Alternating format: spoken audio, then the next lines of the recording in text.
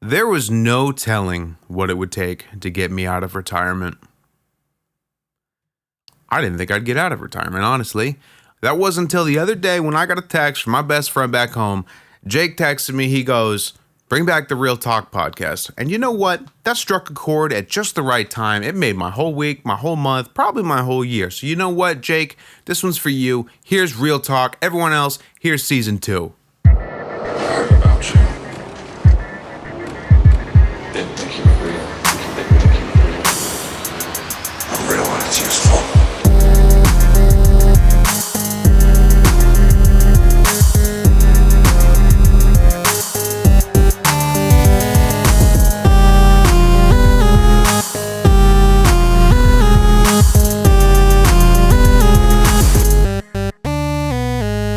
Real Talk.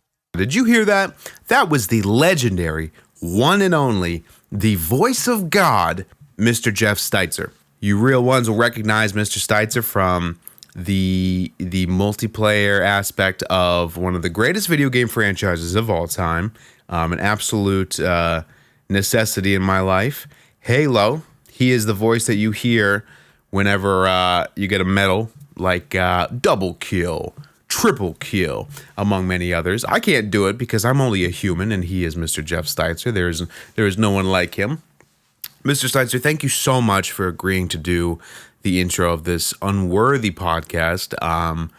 If you told me 10, 15, 20 years ago that I would have that voice, basically granting me my own Halo medal in my show, I would well, I don't know quite what I do, but I know that right now I still smile like an idiot every time I hear it. So, Mr. Steitzer, you are the best. If you guys see him coming to a gaming convention in your city or in a city near you, please go see him.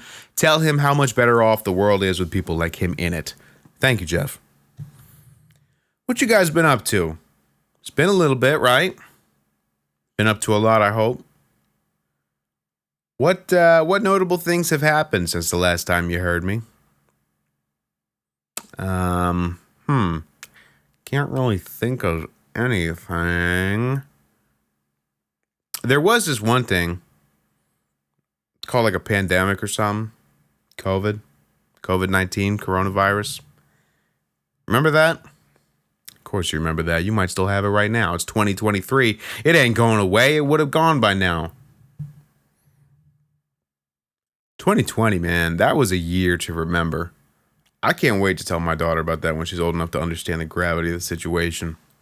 That was bizarre, huh? Where were you in March 2020? Did you get a work from home order? Did you lose your job? March 16th or so, somewhere around there. The entire country shut down for 2 weeks. 2 weeks, they said. They said, work from home for 2 weeks, and we'll have this thing nipped in the bud.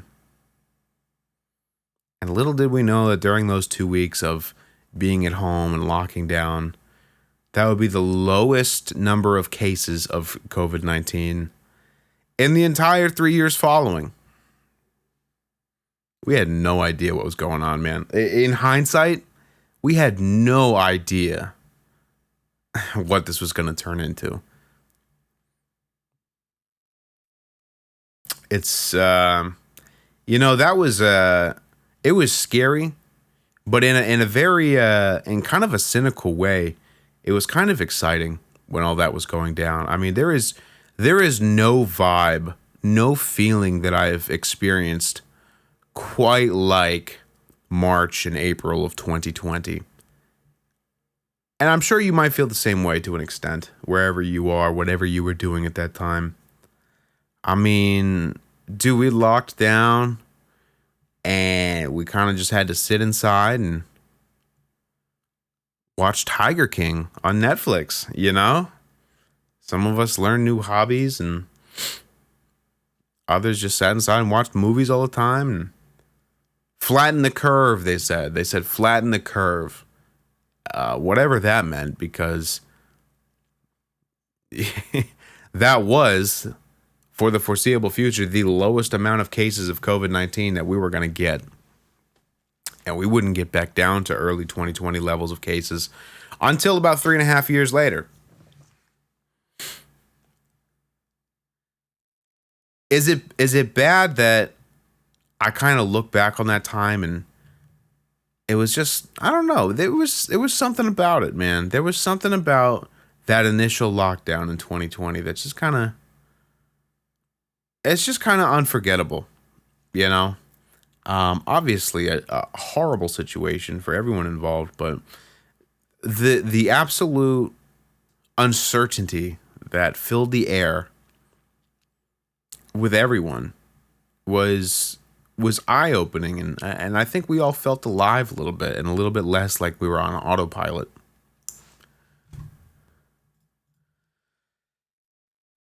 You know, we had people immediately calling it a hoax, people immediately calling it the worst thing to ever happen. You know who absolutely had the right idea during that initial lockdown? Man, we laughed. We laughed at the people who rushed to the stores to buy up as much toilet paper as they could. Bunch of idiot zombies, consumers, you know. Little did we know that they had the right damn idea, because we didn't have toilet paper in stores for a month or two. It was ridiculous.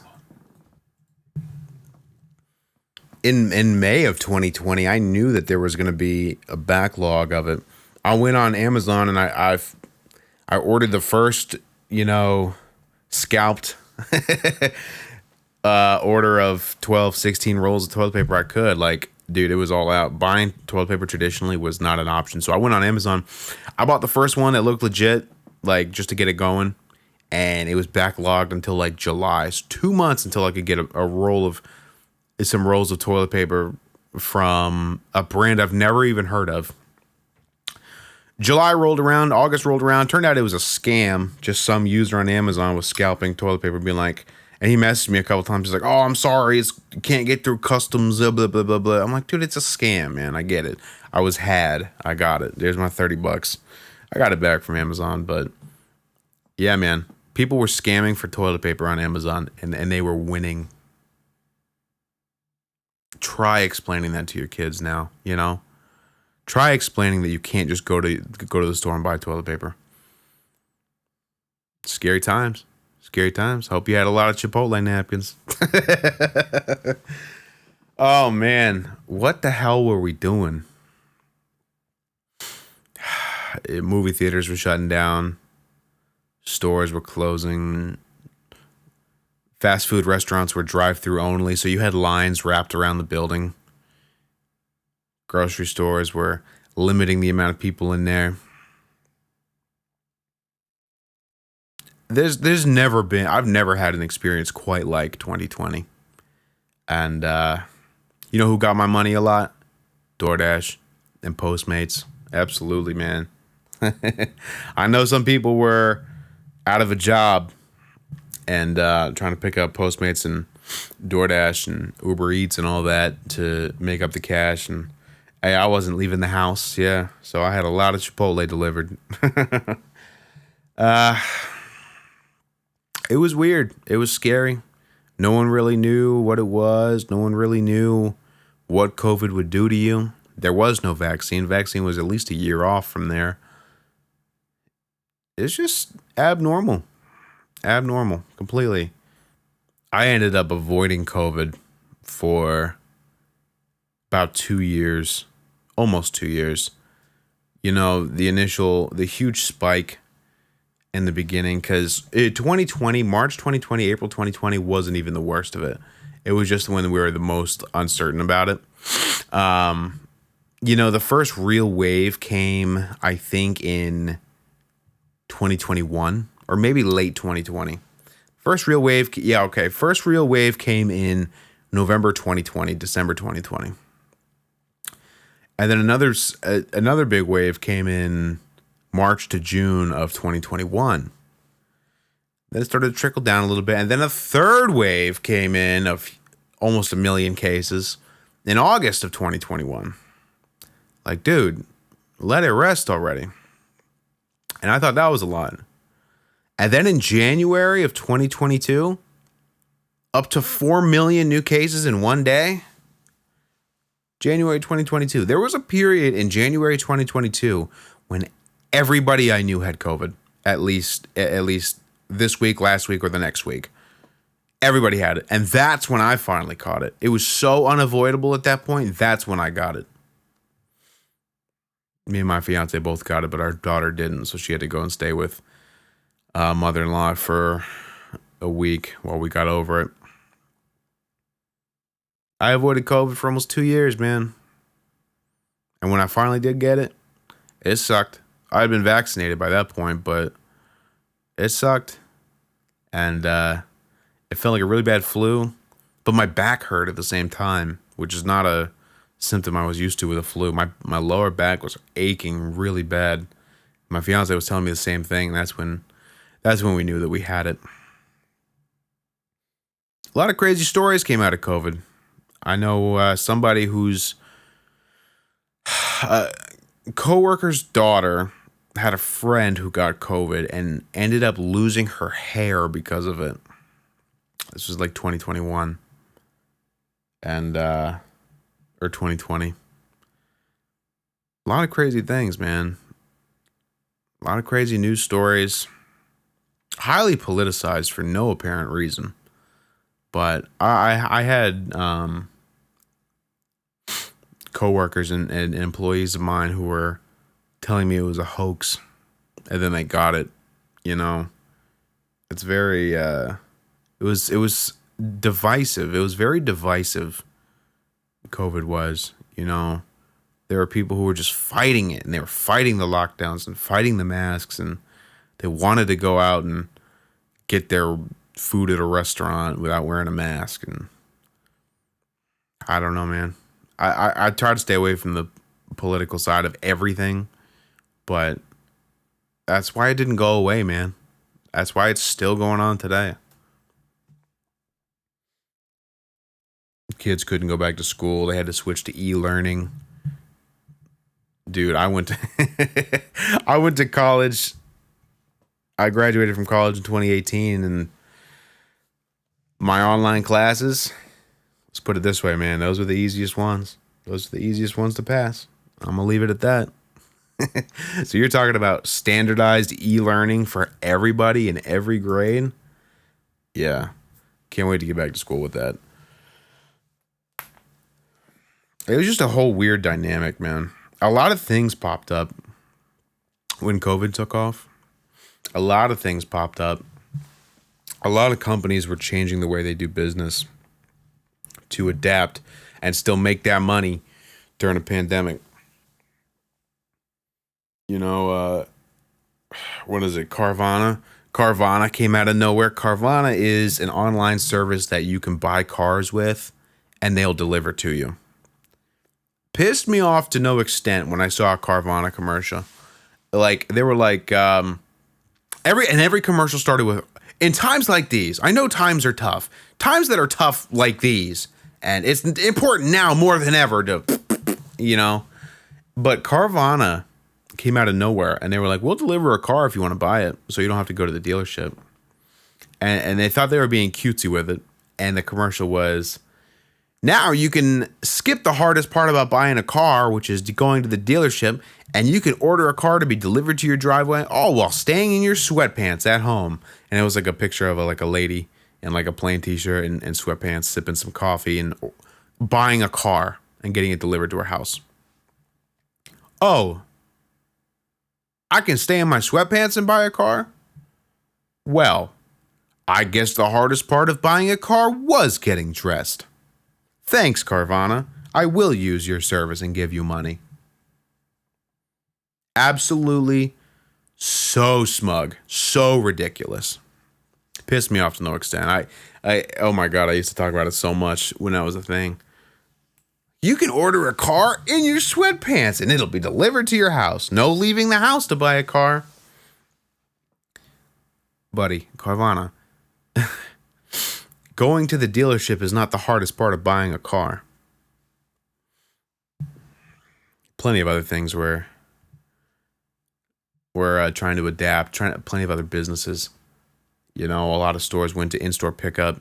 like buy online, pick up in store, that really exploded exponentially.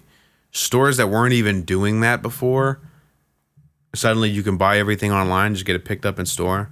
I think everyone just exponentially started like buying groceries at the grocery store online and then having them loaded into your car by the employees. It was crazy. It totally shifted the economy and many, many, many industries. For better or for worse, I don't know. Obviously, we know about what it did to food and what it did to entertainment. Things took a hit, man. Movie theaters took a hit. AMC movie theaters, that stock was down to $2, $3 a share at one point. I should have kept it. I should have held on to it. There was uncertainty. I had a lot of AMC stock because it was $3 a share. And there was a lot of uncertainty about if they were going to bounce back from COVID. And if they did, I was going to make a lot of money. But I sold my shares because every article was just about how they were going out of business. The movie theaters will never be able to recover from the pandemic. Long story short, I don't do stocks anymore. Yeah, stock market was messy too. Dude, I should have got into investing then. That's when everything crashed. That's when I really started to learn after that. It was when everything was on the incline after that. I started to really learn about Bitcoin and stocks and all that. Robinhood was my thing. I don't do it anymore though, but what an absolute paradigm shift we experienced 2020 and beyond. The world changed. I mean, you take politics out of it entirely.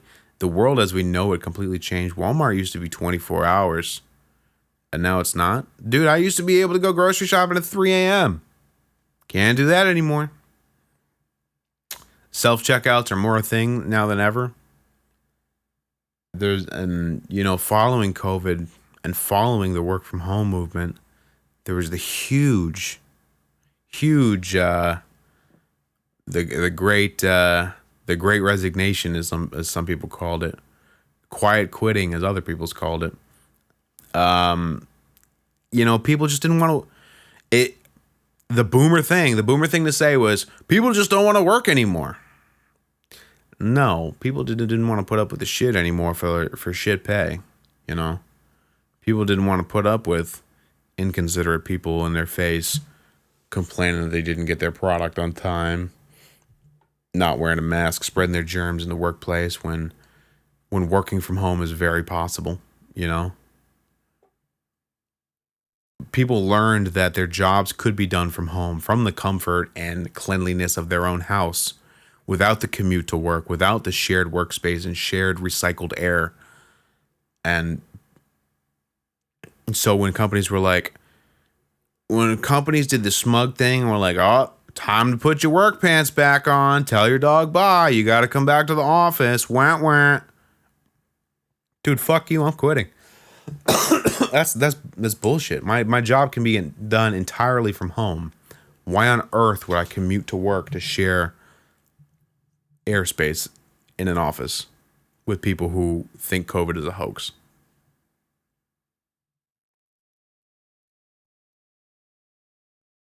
People started quitting. Jobs started paying more for the positions that they couldn't fill because no one wanted to work there for the low pay. Rapidly, in the course of like 2 years, jobs increased their starting pay by like dollars an hour. By the way, did you know North Carolina, the state mandated minimum wage in North Carolina is $7.25 an hour. It was set at that in 2009. 14 years ago, 3 presidencies ago, it was set at $7.25 an hour, and it's still that. Now, no company is offering that because what can you do with $7.25 an hour? You can't even go to McDonald's with $7.25 plus tax. So nobody's doing that. Why have they not raised it yet? I don't know. That's a question for another day, but companies are paying well above that now to get people in the door, to hire them. It was very turbulent. I'm racking my brain over how much changed in so little time. So little time. The Great Reset is what they called it. Everything changed. Supply chains, available resources. I mean, there was, in the span of 2 years, it became the worst and the best time to buy a house, the worst and the best time to buy a car, the worst and the best time to buy a computer or computer parts. Now we're dealing with one of the worst times to buy groceries, of all things. I don't know that we'll ever return to pre-COVID ways of living. I think we would have by now. But here we are 3 years later, going on 4 years later. And what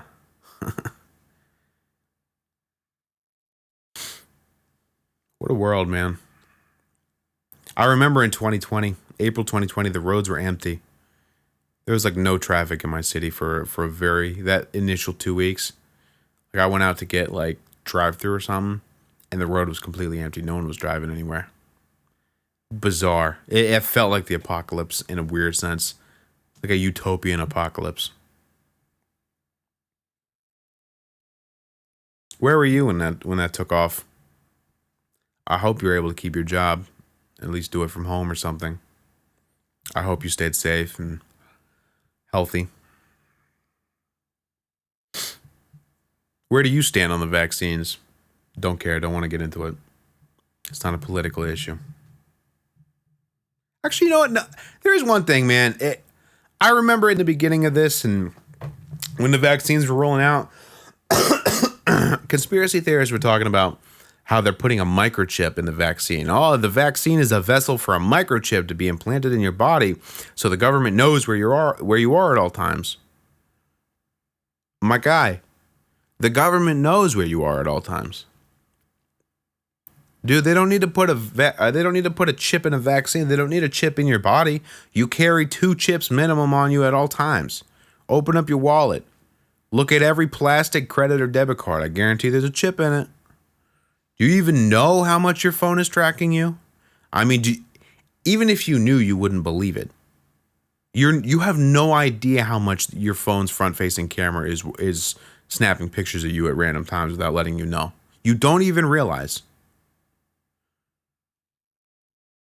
They don't need to implant the chip into you. This isn't the 80s. You voluntarily buy the chips and keep it on you. So miss me with that.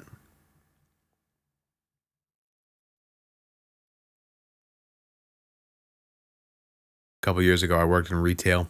I was running a register, and this older guy, I was doing the spiel of like, oh, you want to put your phone number in for the rewards, yada, yada, yada. Because I was supposed to do that. That's my job. And he was like, no, I'm off the grid. You don't need my phone number. I was like, you're what? He's like, I'm off the grid. I was like, oh, you're off the grid? Okay. So I noticed you're putting your chip into the chip reader. Go ahead and insert that card, Mr. Off the Grid.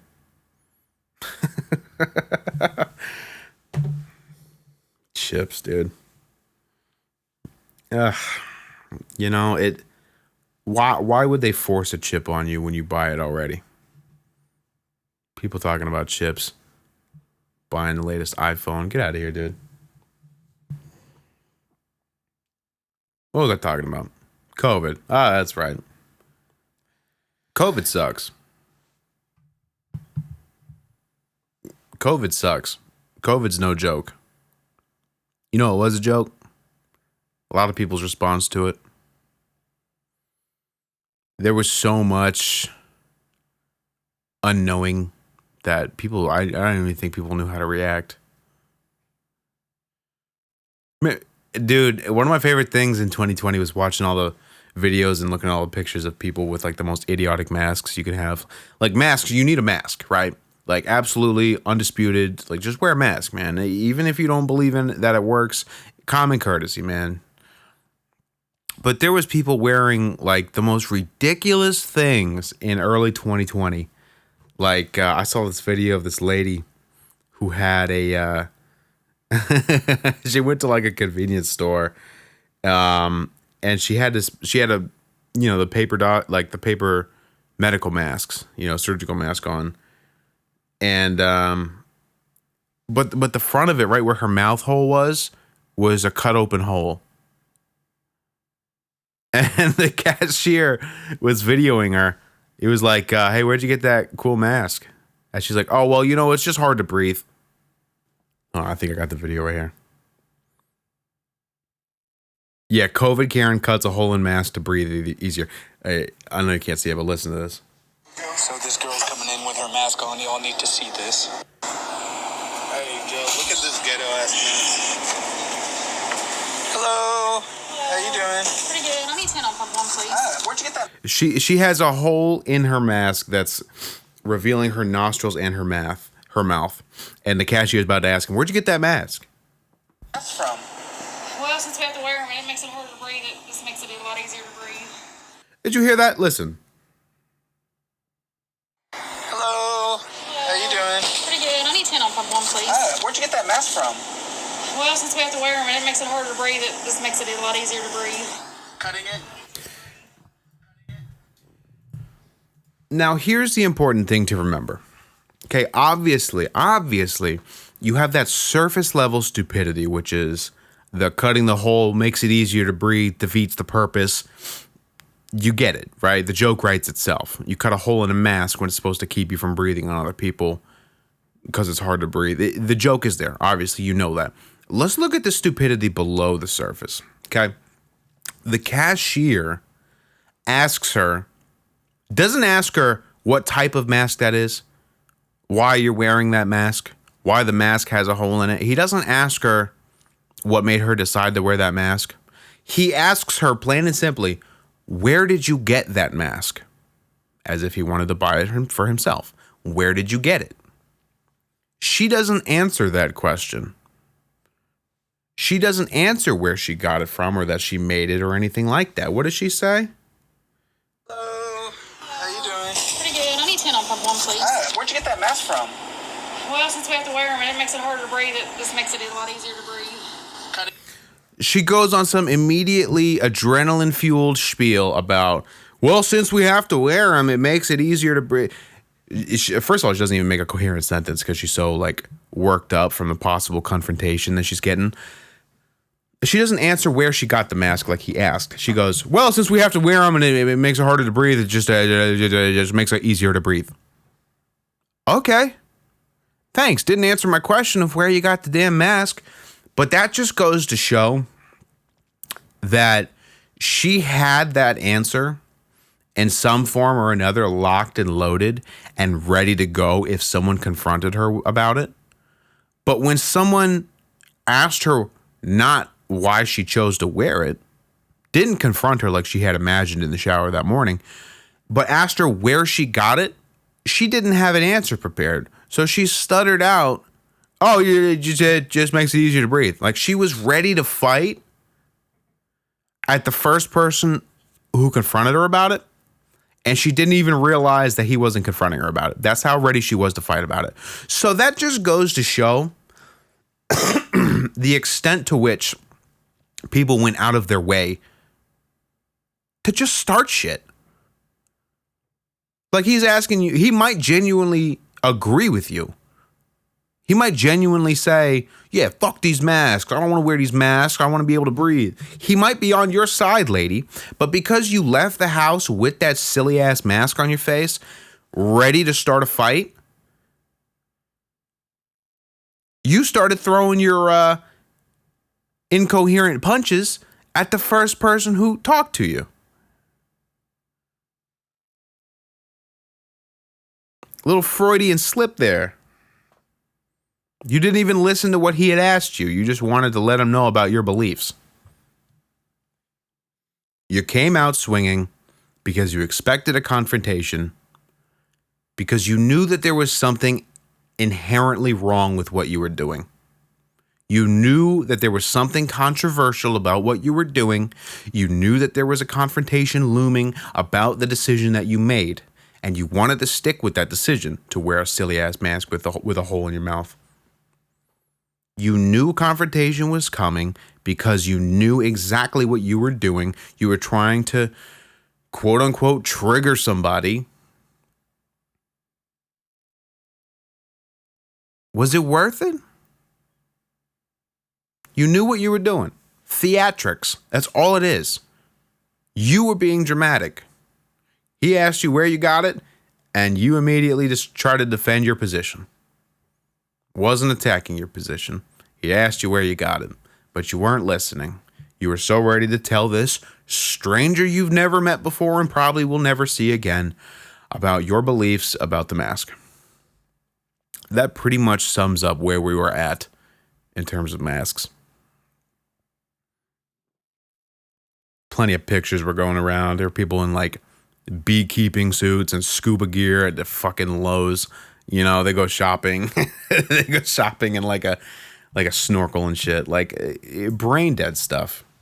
And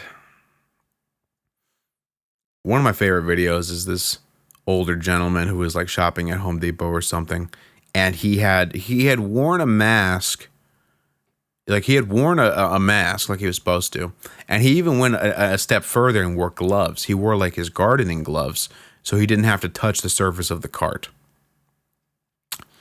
Okay, cool. Got it. Not for me. I'll just use sanitizer. But hey, I'm glad you're taking precautions. Oh, wait a second. Here you are standing in line, mask below your chin, texting two-handed on the phone, but wait a second. What's this? Remember those gloves I mentioned in the first act? How he was being safe, how he didn't want to touch the germs on the handle of the shopping cart? Well, Randy here couldn't text on his phone with two hands with the gardening gloves on. So what did he do? He had one gloved hand holding the phone, and he had to remove the glove from his right hand. And how did he do that? He bit the tip of the middle finger of the glove and pulled it off his hand, and the middle finger of the glove was being held onto by his teeth. In his mouth, the glove was dangling while he texted on his phone. You know, the glove whose surface was just rubbing all up on that handle that he was trying to avoid the germs on. In his mouth.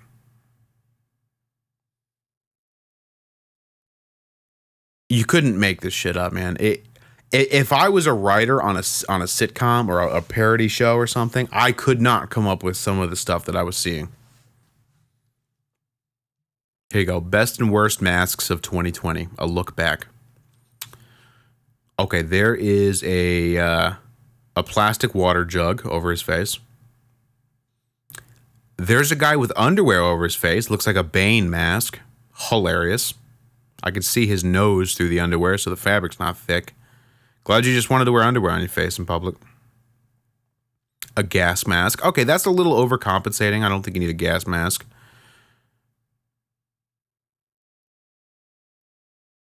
A piece of lettuce on a string. There's no way that's real. A welder's mask where you flip down the shield. I don't know that protects. I don't know. I'm not a scientist. You have a plague doctor mask. Okay, yeah, that makes sense. A bunch of cutesy. I like this. I like the face hugger mask. That's pretty cool. A Daft Punk helmet. Looks like a fishbowl.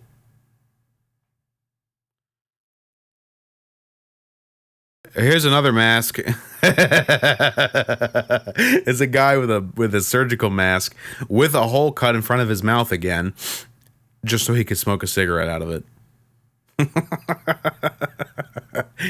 Oh my gosh. Dude, comedy, you know? Coronavirus is not comedy. The way we reacted to it, straight out of a comedy.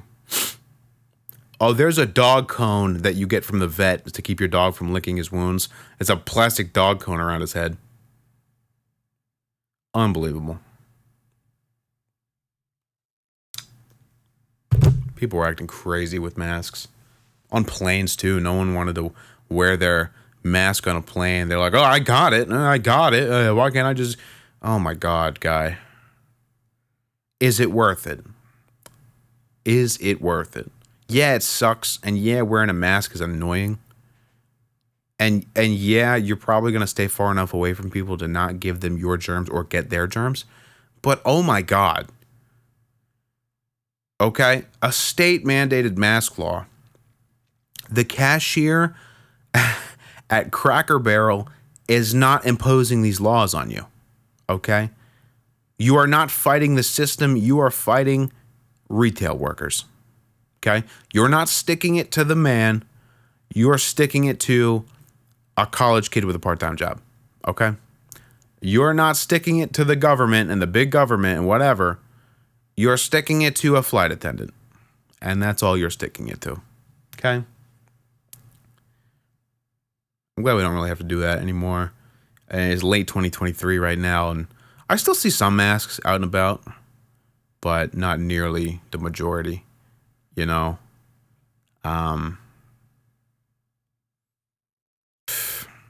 Crazy. I don't get into the political conversations about it, the politicized, this side, that side, vaccine, no vaccine, mask, no mask, hoax, no hoax. I don't get into that. It doesn't matter to me.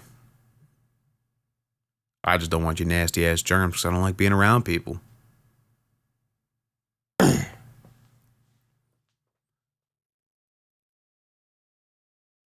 I sincerely hope we never have to deal with anything like that ever again in our lifetime. But on the increasingly likely chance that we do, I kind of know what to expect now. You know how COVID has changed my life and 2020 had changed my life? I buy a lot more toilet paper now.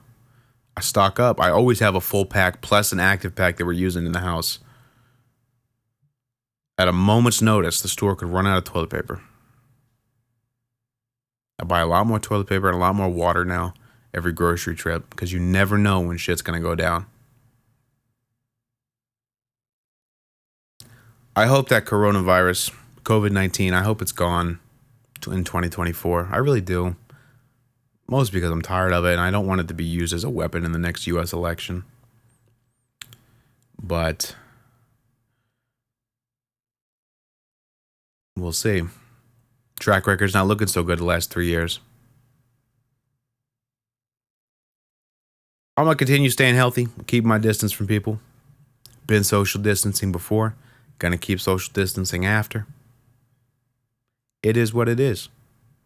And whatever your beliefs are on the whole situation, you are welcome to have them. But this is real talk. I am the real Clemente. And if you wear a mask with a hole in front of it because you want a confrontation with a stranger on the street, you are a real idiot. But that's old news. We're trying to move past it. I couldn't move past it without acknowledging what we've been through. So we look to the future and see what it holds. Subscribe, guys. I really love the support and the random bouts of motivation that you guys give me. Go check out my brother Tanner Jorden. In the meantime, during the whole pandemic, he dropped his debut album, 97. I produced every song on it. Every single song we produced together. The whole process took probably about 500 hours, and we did it, and it came out great, and we're very proud of it. The only thing better than my production is his writing, and it goes hand in hand so beautifully. Go check it out, 97 by Tanner Jorden on all streaming platforms on this channel. I'll put the link in the bio, of course. Please go check it out because it is wonderful, wonderful, wonderful. And he also does horror reviews, horror movie reviews. Every horror film on YouTube. Look up EHF. Every horror film. Me and him, we get on our Zoom call regularly, and we review horror movies. And we dissect them in a way that only horror fans can really appreciate. So if you like scary movies, I highly recommend you go check that out. Every horror film. But, hey. We're back, baby. God, I don't ever want to say that again. Until next time, it's been real.